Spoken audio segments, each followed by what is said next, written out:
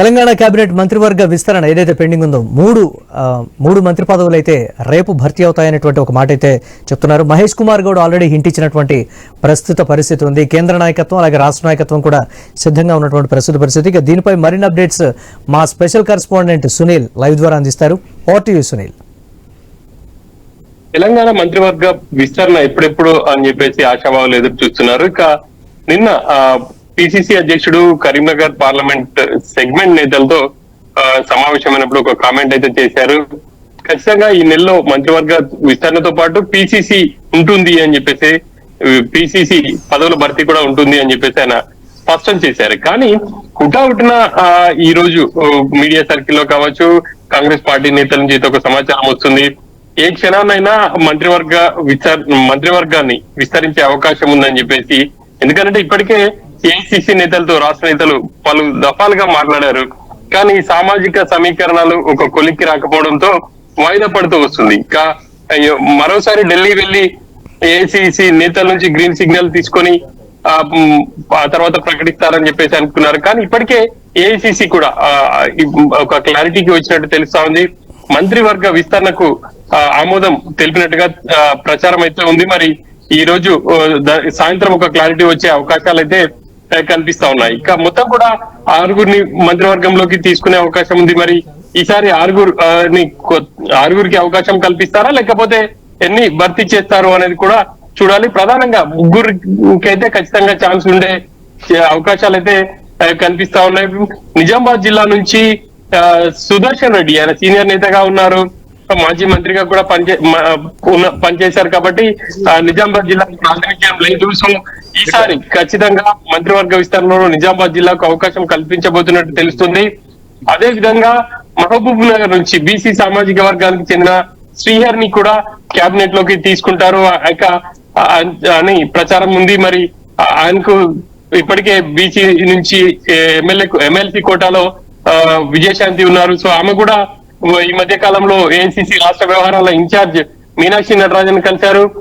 ఖచ్చితంగా మంత్రి పదవి కోసం ఆమెను కూడా కోరడం జరిగింది. మరి ఏం జరగబోతుంది అనేది చూడాలి. శ్రీహరికి చాలా కాలంగా ఆయన ఆశతో ఎదురు చూస్తున్నారు. ఖచ్చితంగా ఆయన పేరుంటుంది అని చెప్పేసి కూడా మంత్రివర్గానికి సంబంధించి ఎప్పుడు ప్రచారం జరిగినా ఆయన పేరు అయితే ప్రధానంగా వినిపించింది. మరి ఏఐసిసి ఎవరికి పేరు డిక్లేర్ చేస్తుంది అనేది చూడాలి.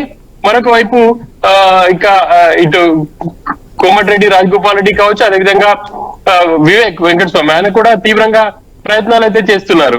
ఇక ఉమ్మడి రంగారెడ్డి జిల్లా నుంచి మల్రెడ్డి రంగారెడ్డి ఆయన కూడా మంత్రివర్గం కోసం ఇప్పటికే ఏఐసిసి నేతల్ని కలిశారు. మరి ఆయనకు కూడా ఈసారి మరి నామినేటెడ్ పదవి ఇస్తారా, లేకపోతే విప్ ఇస్తారా, ఏం జరగబోతుంది అనేది అయితే ఈ సాయంత్రానికి ఒక క్లారిటీ వచ్చే అవకాశం ఉంది.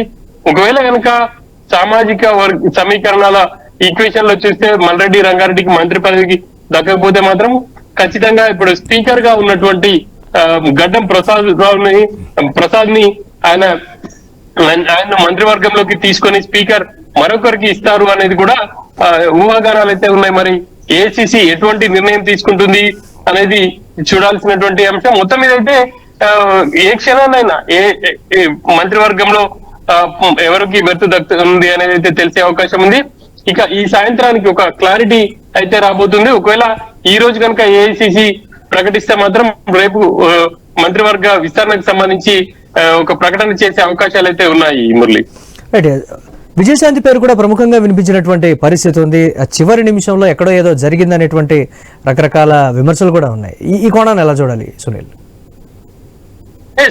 ఎమ్మెల్సీగా విజయశాంతి టికెట్ దక్కించుకోవడమే ఆమె అసలు ఎవరు ఊహించింది. ఇక్కడ పిసిసి నుంచి ఆమె పేరు ఏఐసిసికి రెఫర్ చేయలేదు. అంతేకాకుండా సీఎం నుంచి వెళ్ళలేదు. మరి ఆమె తన స్వతహానే ఏఐసిసిలో ఉన్నటువంటి పరిచయాలతో ఢిల్లీ వెళ్లారు. ఏఐసిసి నేతలను కలిసి చివరి నిమిషంలో తెరపైకి వచ్చారు, ఎమ్మెల్సీ దక్కించుకున్నారు. ఏఐసిసి ప్రకటించేంత వరకు కూడా మీడియా సర్కిల్లో కూడా ఎక్కడ ఆమె పేరు రాలేదు. చివరి నిమిషంలో ఏఐసిసి అనూహ్యంగా విజయశాంతి పేరు ప్రకటించింది.